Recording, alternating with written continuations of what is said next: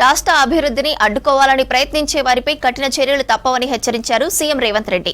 శాంతి భద్రతలకు భంగం కలిగిస్తే సహించేది లేదన్నారు. అన్ని రంగాల్లో రాష్ట్రాన్ని అభివృద్ధి చేసేందుకు ప్రభుత్వం ప్రయత్నిస్తోందని రవీంద్ర భారతిలో జరిగిన ఉగాది వేడుకల్లో చెప్పారు సీఎం. లా అండ్ ఆర్డర్ బాగుంటేనే రాష్ట్రానికి పెట్టుబడులు వస్తాయన్నారు. పేదల సంక్షేమంలో భాగంగానే సన్నబియ్యం పథకం ప్రారంభిస్తున్నామని చెప్పారు. ప్రభుత్వం నిర్ణయం తీసుకున్న ఆ దిశగా నిరంతరం పర్యవేక్షణ జరుగుతూనే ఉంది. ఈరోజు పాలన పరంగా ప్రభుత్వపరమైన నిర్ణయాలు ప్రజల సంక్షేమం కోసం, తెలంగాణ రాష్ట్ర అభివృద్ధి కోసం నిరంతరం మేము శ్రమిస్తూనే ఉంటాం. మా మంత్రివర్గ సహచరుల సహకారంతో, మా శాసనసభ్యులందరినీ అండగా నిలబడడంతో ఈరోజు ఈ కార్యక్రమాలను నేను మా ఉప ముఖ్యమంత్రి వర్యులు బట్టి విక్రమార్క గారు జోడెద్దుల్లాగా రాష్ట్రాన్ని అభివృద్ధి పదం వైపు నడిపించడానికి నిరంతరం ప్రయత్నం చేస్తున్నారు. ప్రజల ఆశీర్వాదం, శాసనసభ్యులు అండగా నిలబడి మంత్రివర్గ సహచరుల సహకారం తీసుకొని ఈ తెలంగాణ రాష్ట్రాన్ని దేశానికి ఆదర్శంగా నిలబెట్టే విధంగా తెలంగాణ రైజింగ్ ఈ దేశంలో ఈ విశ్వావసునామ సంవత్సరం తెలంగాణ రాష్ట్రం పాడి పంటలతో, సుఖశాంతులతో,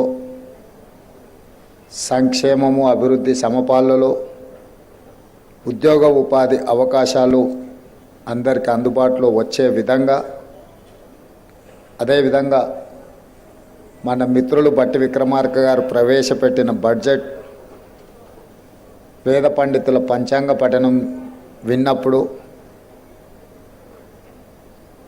ఉగాది పండుగ షడ్రుచులతో కూడుకున్న ఏదో విధంగా అయితే ప్రసాదం అందించిండ్రో బట్టి విక్రమార్క గారు ప్రవేశపెట్టిన బడ్జెట్ కూడా అదే విధంగా షడ్రుచులతో ఉన్నదని చెప్పి నేను భావిస్తున్నా.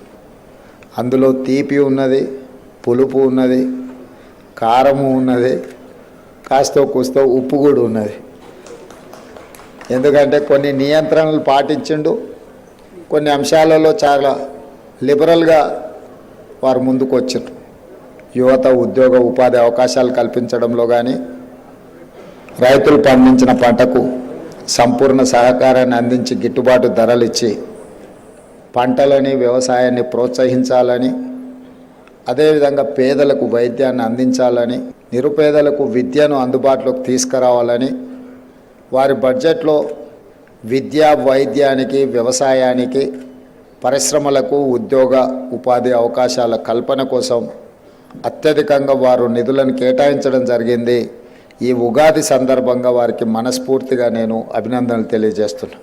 ఇవన్నీ నెరవేరాలి అని అంటే, పెట్టుబడులు రావాలి, అభివృద్ధి జరగాలి అంటే శాంతి భద్రతలు పూర్తి స్థాయిలో అమలు తప్పకుండా రాష్ట్ర ప్రభుత్వం, మా ప్రభుత్వ యంత్రాంగం తెలంగాణ రాష్ట్రంలో ఏ మూలనైనా చీమ చిటుక్కుమన్న అసాంఘిక శక్తులు ఎలాంటి ఒడిదుడుకులను, ఎలాంటి ఇబ్బందులను కల్పించాలనే ప్రయత్నం చేస్తే వాళ్ళ పట్ల కఠినంగా వ్యవహరించాలని ప్రభుత్వం నిర్ణయం తీసుకున్న ఆ దిశగా నిరంతరం పర్యవేక్షణ జరుగుతూనే ఉంది. ఈరోజు పాలన పరంగా ప్రభుత్వపరమైన నిర్ణయాలు ప్రజల సంక్షేమం కోసం, తెలంగాణ రాష్ట్ర అభివృద్ధి కోసం నిరంతరం మేము శ్రమిస్తూనే ఉంటాం. మా మంత్రివర్గ సహచరుల సహకారంతో, మా శాసనసభ్యులందరినీ అండగా నిలబడడంతో ఈరోజు ఈ కార్యక్రమాలను నేను మా ఉప ముఖ్యమంత్రి వర్యులు బట్టి విక్రమార్క గారు జోడెద్దుల్లాగా రాష్ట్రాన్ని అభివృద్ధి పదం వైపు నడిపించడానికి నిరంతరం ప్రయత్నం చేస్తున్నారు. ప్రజల ఆశీర్వాదం, శాసనసభ్యులు అండగా నిలబడి మంత్రివర్గ సహచరుల సహకారం తీసుకొని ఈ తెలంగాణ రాష్ట్రాన్ని దేశానికి ఆదర్శంగా నిలబెట్టే విధంగా తెలంగాణ రైజింగ్ ఈ దేశంలోనే తెలంగాణ ఒక వెలుగు వెలగాలి, దేశ ప్రజలకు ఆదర్శంగా ఉండాలి. హైదరాబాదు నగరం అంటే ప్రపంచ స్థాయిలోనే ఈ నగరానికి గుర్తింపు ఉండాలని చెప్పి ఈరోజు మన ప్రభుత్వం ప్రయత్నం చేస్తున్నది. దాంట్లో భాగంగానే మూసీ ప్రక్షాళన కావచ్చు, రీజనల్ రింగ్ రోడ్ కావచ్చు, ఇంకొక కొత్త నగరాన్ని, ఒక ఫ్యూచర్ సిటీని ఈరోజు మనం నిర్మించుకోవాలనుకుంటున్నాం. ఎక్కడైనా ఈ దేశంలో స్వతంత్రం వచ్చినప్పటి నుంచి ఒక చండీగఢ్ తప్ప ఒక సంపూర్ణమైన నగరాన్ని ఎక్కడ నిర్మాణం జరగలేదు. దేశంలో ఉన్న నగరాలే కాస్త విస్తరించుకుంటూ వచ్చినాయి. ఆ విస్తరణ చేసిన నగరాలు అస్తవ్యస్తంగా మారడం వల్ల ఈరోజు ప్రపంచంలో మన గుర్తింపు, గౌరవం వెనుకబడిన దేశంగా అలాగే ఉండిపోయింది. అందుకే ఈరోజు ఈ దేశంలో కొత్త నగరాల నిర్మాణం జరగాల్సిన అవసరం ఉన్నది. ఈ కొత్త నగరాల నిర్మాణం జరగాలి అంటే దానికి నమూనా ఈ దేశంలో ఎక్కడా లేదు. అందుకే తెలంగాణ రాష్ట్రం ఆ ఫ్యూచర్ సిటీని నిర్మించడం ద్వారా దేశానికి ఒక ఆదర్శంగా నిలబడి ఒక నమూనా నగరాన్ని ఇవాళ మనం నిర్మించాలనుకుంటున్నాం. అది కేవలం జనావాస యోగ్యమైన నగరం కాదు, ఉద్యోగ ఉపాధి అవకాశాలు కల్పించుకుంటూ ఈ రాష్ట్రంలో సంక్షేమ పథకాలు అమలు చేయాలంటే అత్యంత వెనుకబడిన వర్గాలైన దళితులు, గిరిజనులు, ఆదివాసీలు, బలహీన వర్గాలు, మైనారిటీలు, మహిళలకు అవసరమైన సంక్షేమ అభివృద్ధి కోసం నిధులను సేకరించాలంటే అక్కడ పెట్టుబడులు రావాలి. ఆ పెట్టుబడుల ద్వారా రాష్ట్ర ఆదాయం పెరగాలి. అందుకే అది ఒక పెట్టుబడుల నగరంగా, అక్కడ ప్రజలు నివసించే నగరమే కాదు, అక్కడ పెట్టుబడుల నగరంగా మారి అక్కడికి వేలాది కోట్ల రూపాయల పెట్టుబడులు తీసుకొచ్చి లక్షలాది ఉద్యోగ ఉపాధి అవకాశాలు కల్పించాలని ఈరోజు మనం ప్రణాళికలు సిద్ధం చేసుకున్నాం. అందుకే ఈరోజు ఒక అభివృద్ధి జరిగినప్పుడు కొన్ని అడ్డంకులు వస్తుంటాయి. ఎక్కడ కూడా 100% ఆమోదం ఉండదు. దేవుళ్ళనే 100% మన వాళ్ళు ఆమోదిస్తలేరు. ఒక ఆయన వెంకటేశ్వర స్వామి భక్తున్నంటే ఇంకొక ఆయన ఆంజనేయ స్వామి భక్తుని అంటాడు, ఇంకొక ఆయన నేను శివభక్తుని, కాల భైరవుడిని నేను ఇష్టపడతానంటాడు.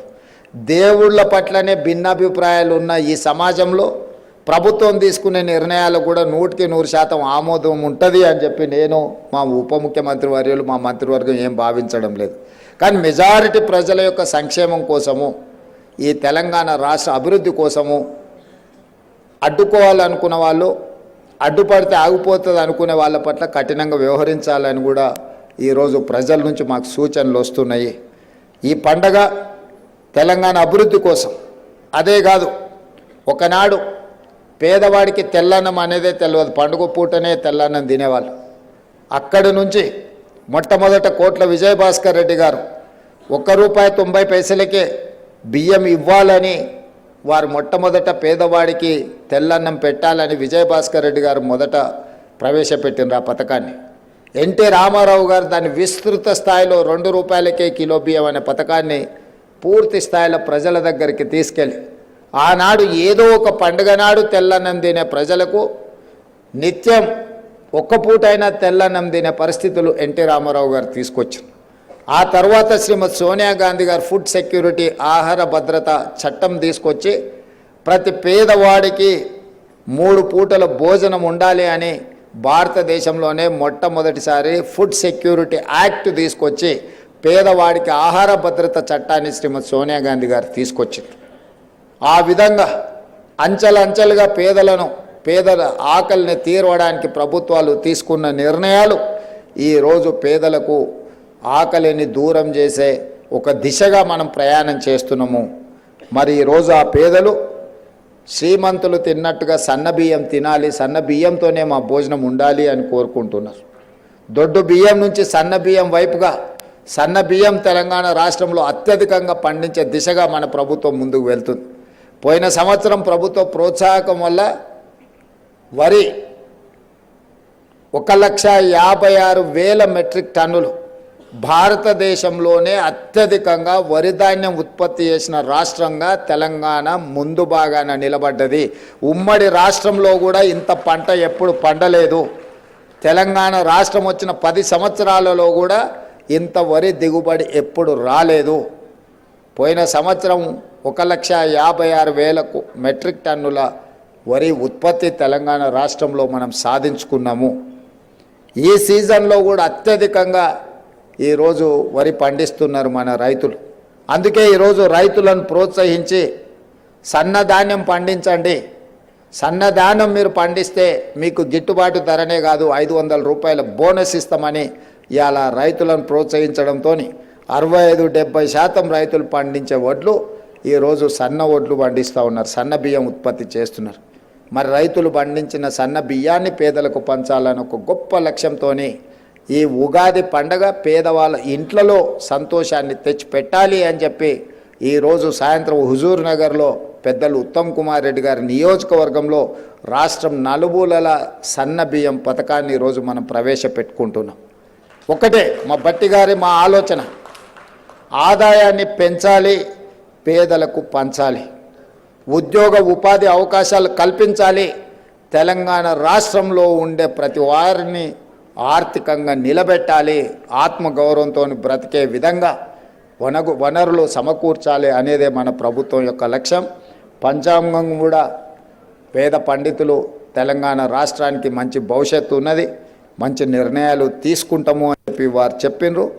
వారి సూచనల మేరకు కేంద్ర రాష్ట్ర ప్రభుత్వాల మధ్య రాజ్యాంగబద్ధమైన సంస్థలతో ఒక మంచి వాతావరణంలో ఒక మంచి సత్సంబంధాలను ఏర్పాటు చేసుకొని అభివృద్ధిలో అందరి సహకారాన్ని తీసుకొని ముందుకు వెళ్తాము. ఇది రాజకీయాలు చేసే సందర్భం కాదు, ఇది అభివృద్ధి చేసుకునే సందర్భము. ఈ అభివృద్ధి చేసుకునే సందర్భంలో రాష్ట్రాన్ని దేశానికే ఆదర్శంగా నిలబెట్టాలన్న ఆలోచన చేసే సందర్భంలో అందరి సహకారం తీసుకుంటాం. అది కేంద్ర ప్రభుత్వం అయి ఉండొచ్చు, లేకపోతే సంస్థలు గవర్నర్ వ్యవస్థ అయి ఉండొచ్చు, ఎన్నికల వ్యవస్థ అయి ఉండొచ్చు, న్యాయ వ్యవస్థ అయి ఉండొచ్చు. ప్రజలతో, పార్టీలతో, ప్రజాస్వామ్యబద్ధమైన సంస్థలతో ఒక మంచి సత్సంబంధాలను ఏర్పాటు చేసుకుంటాం. ఎక్కడైనా ఏదైనా సమస్యలు వచ్చినా వాటిని పరిష్కరించుకుంటూ ముందుకు వెళ్తాం. మా సంకల్పంలో, మా ఆలోచనలో స్పష్టత ఉంది. సంకల్ప బలం ఉంటే దేవుడు కూడా కనుకరిస్తారని చెప్పి ఇప్పుడే మా ఉప ముఖ్యమంత్రి గారు చెప్తున్నారు. నా జీవితంలో పెట్టుకున్న సంకల్పం ఏది ఇంతవరకు నేను ఫెయిల్ కాలేదు. నేను అనుకున్న ప్రతి సంకల్పం నెరవేరింది. ఈరోజు తెలంగాణను కూడా తెలంగాణ రైజింగ్ 2050 ప్రణాళిక తీసుకొచ్చి ఈ దేశానికే తెలంగాణను ఆదర్శంగా నిలబెట్టి ఒక అద్భుతమైన అభివృద్ధి చెందిన రాష్ట్రంగా తెలంగాణను ముందుకు తీసుకువెళ్ళాలనుకుంటున్నా. మా సంకల్ప బలంలో దోషం లేదు. మీ అందరి ఆశీర్వాదంతో ఈ దేశానికే తెలంగాణను ఆదర్శంగా నిలబెడతామని తెలియజేస్తూ మరొక్కసారి ఈ ఉగాది శుభాకాంక్షలు.